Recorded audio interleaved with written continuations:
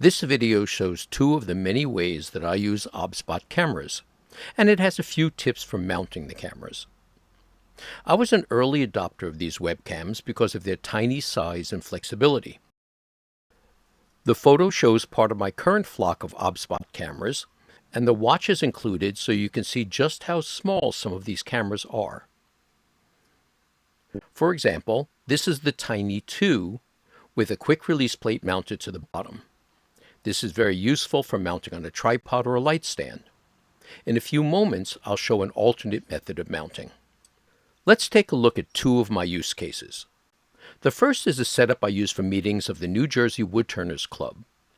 The live video is displayed on the TV for the on-site audience and is also available to remote audience members participating via a Zoom meeting, which is also recorded for later viewing.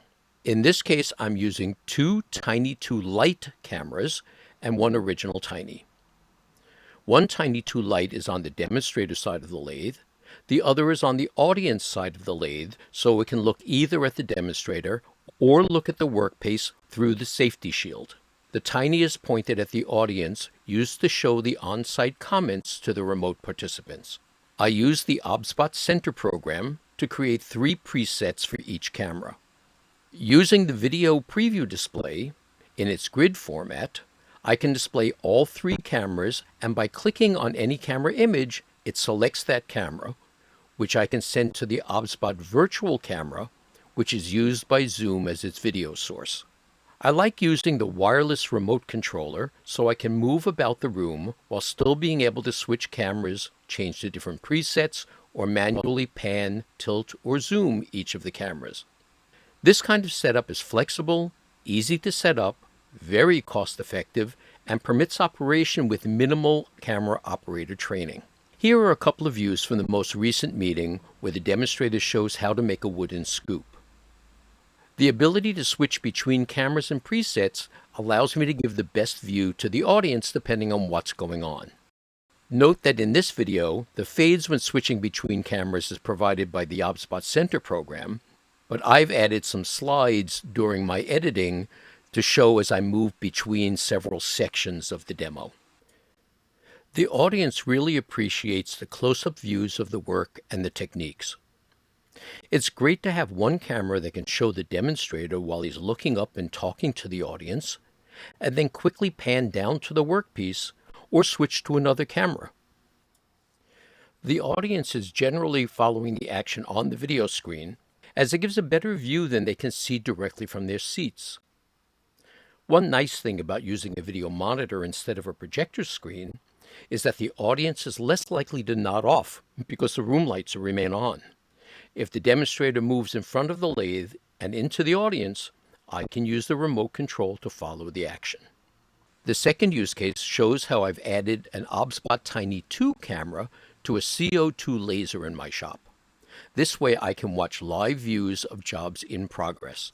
I can control the camera either by the remote control or from within the OBSBOT Center or from within vMix, which is the video control program I prefer, so I can then add titles, picture-in-picture, and switch between other types of cameras. A few things worth noting about this setup. The camera is mounted upside down.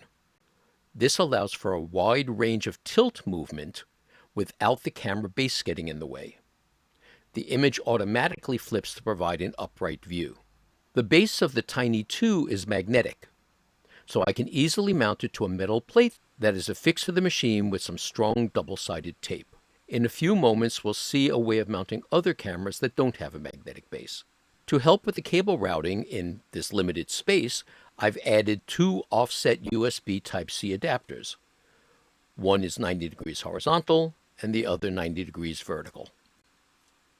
As mentioned, the Tiny 2 Lite does not have a magnetic base, so I'll add an adapter. It starts with a neodymium magnet base with a rubber coating and a 1/4-20 male threaded stud.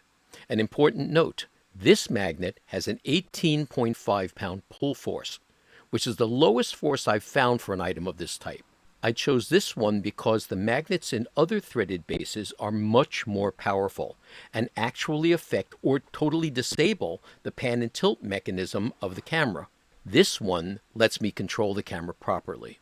I used a hacksaw to reduce the length of the threaded rod so it can sit flush in the camera's base, and the nut can snug the camera and adapter together.